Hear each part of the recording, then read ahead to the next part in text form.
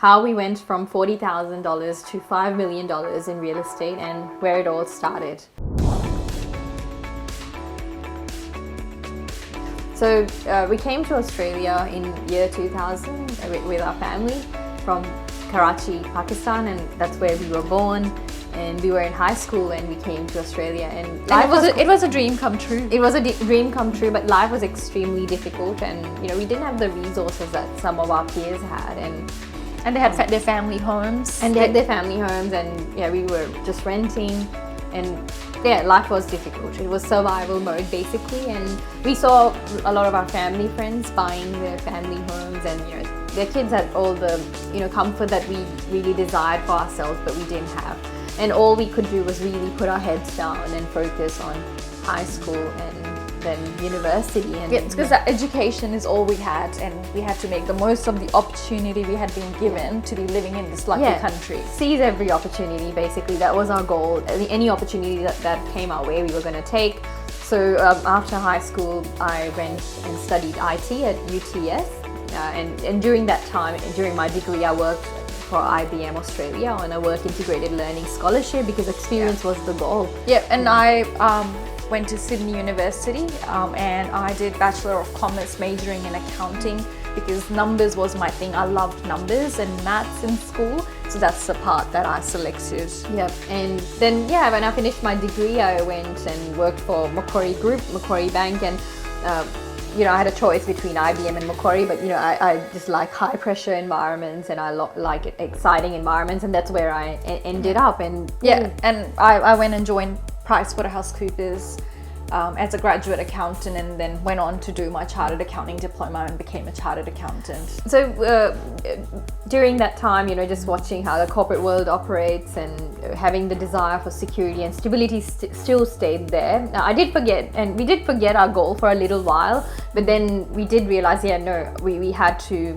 work towards a home and for us and our family. Yep. And security and stability drove us really. The ultimate goal was a family home for us. So we really started out, when we found property originally, we just knew that this is our passion and this is what we want to focus on, and it was pathway to our home. Yeah. So we did work, both of us actually worked in investment banking and in the corporate world. Yeah, and often people come to us and they say, well, you worked in investment banking, in IT or accounting, and you were getting paid a lot of money and you had all the resources in the world. Well, that's not true, because we only had $40,000 when we started with our first homes.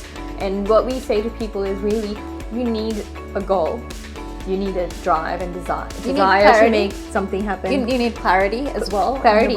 And you need resources, of course, but if you don't have the drive, you're not going to make it happen. And property investment is hard work. It is effort. It is time investment. Yeah. And also you do need the income resources as well. Yeah. So it's not like, you've got 40 grand and that's it. Yeah. It's not, you can't really multiply that. That's right. And you need the capacity to make decisions. And unfortunately, not everyone has that. Set your mind to something and do it, and that's what we did. One property after the other. And even though during the period we were buying, Sydney was flat around the GFC period up until 2013. There was no movement in the market, but we still worked hard. We often hear from people that my property hasn't increased in value, but property is a long game, and that's what we focused on. And when the portfolio started growing, it was growing something like $40,000 a month. Whilst on one hand it wasn't doing anything, and then it started growing significantly, and it's snowballed. So it's compounding. So, and also the time in the market, not necessarily timing the market, but it would be good to time the market, but time in the market. So the more exposure you can get to in your life as early as possible, the more money you're going to make from it ultimately. Yeah, well, as Jim Rohn says, if you start early, all the fortunes belong to you. So start early with whatever your passion is.